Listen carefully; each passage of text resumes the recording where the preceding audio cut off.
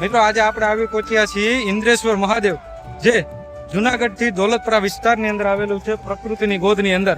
અહીંયા આધ્યાત્મિકતા અને પ્રકૃતિનો બંનેનો સંગમ આ જગ્યાએ થાય છે. તો વિડીયો બહુ મસ્ત બનવાનો છે, આ વ્લોગની અંદર બન્યા રહેજો. હું કરાવું છું તમને ઇન્દ્રેશ્વર મહાદેવના દર્શન. હર હર મહાદેવ. ગિરનારની ગોદમાં જોગણિયા ડુંગરની તળેટીમાં આવેલું એક એવું પ્રાચીન શિવધામ આ છે ઇન્દ્રેશ્વર મહાદેવ. જેમ જેમ આપણે મંદિર તરફ આગળ વધી રહ્યા તેમ તેમ આસપાસનું વાતાવરણ એકદમ શાંત અને આધ્યાત્મિક લાગવા લાગે છે. ગિરનારની નજીક હોવાના કારણે કુદરતનો પણ અદ્ભુત નજારો જોવા મળે છે. દોસ્તો, હવે મંદિરની નજીક આવેલું આ પવિત્ર કુંડ જુઓ. આ સ્થળ બાણગંગા અથવા તો ઇન્દ્રગંગા કુંડની લોકમાન્યતા જોડાયેલી છે.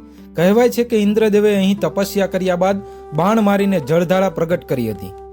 આજે પણ આ કુંડ સમગ્ર સ્થળની ધાર્મિક ઓળખનો એક મહત્વનો ભાગ છે. જો તમે અહીં આવો છો તો મંદિર સાથે આ પવિત્ર કુંડના પણ દર્શન જરૂર કરજો. મિત્રો, હવે આપણે વાત કરીએ ઇન્દ્રેશ્વર મહાદેવના સૌથી રસપ્રદ ઇતિહાસની. લોકમાન્યતા પ્રમાણે સતયુગમાં દેવરાજ ઇન્દ્રને ગૌતમ ઋષિના શ્રાપથી આ સામનો કરવો પડ્યો હતો અને શ્રાપમાંથી મુક્તિ મેળવવા માટે ઇન્દ્રદેવે નારદ મુનિની પ્રેરણાથી આ પવિત્ર ભૂમિ પર ભગવાન શિવની આરાધના કરી હતી. મિત્રો, હવે આપ દર્શન કરી રહ્યા છો ઇન્દ્રેશ્વર મહાદેવના. હર હર મહાદેવ. સૌના જીવનમાં સુખ, શાંતિ અને આરોગ્ય અને સમૃદ્ધિ રહે એવી ઇન્દ્રેશ્વર મહાદેવના ચરણોમાં પ્રાર્થના. કહેવાય છે કે અહીં શિવલિંગની સ્થાપના કરીને ઇન્દ્રદેવે લાંબી તપસ્યા કરી હતી, તેથી આ સ્થાનનું નામ પડ્યું ઇન્દ્રેશ્વર મહાદેવ.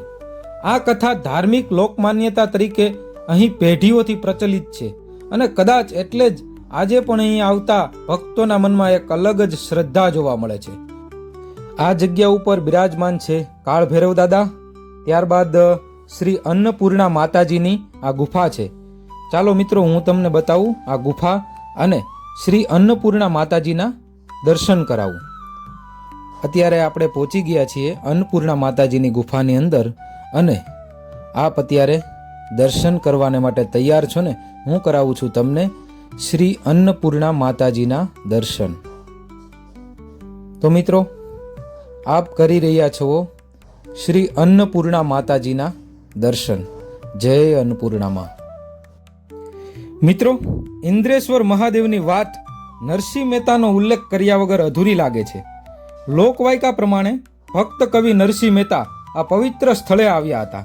કહેવાય છે કે અહીં તેમણે મહાદેવની ભક્તિ અને તપસ્યા કરી હતી અને તેમની ભક્તિથી પ્રસન્ન થઈને મહાદેવજીએ તેમને આશીર્વાદ આપ્યા હતા. આ કથા સાથે શ્રી કૃષ્ણની રાસલીલાના દર્શનની વાત પણ જોડાયેલી છે.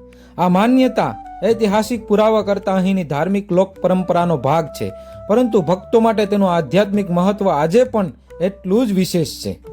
મિત્રો, આપણો આ વ્લોગ તમને પસંદ આવ્યો હોય તો કોમેન્ટની અંદર હર હર મહાદેવ લખજો, લાઈક કરજો અને તમારા મિત્રોને શેર કરજો અને અંતમાં સબસ્ક્રાઇબ કરવાનું બિલકુલ ભૂલતા નહીં. હર હર મહાદેવ.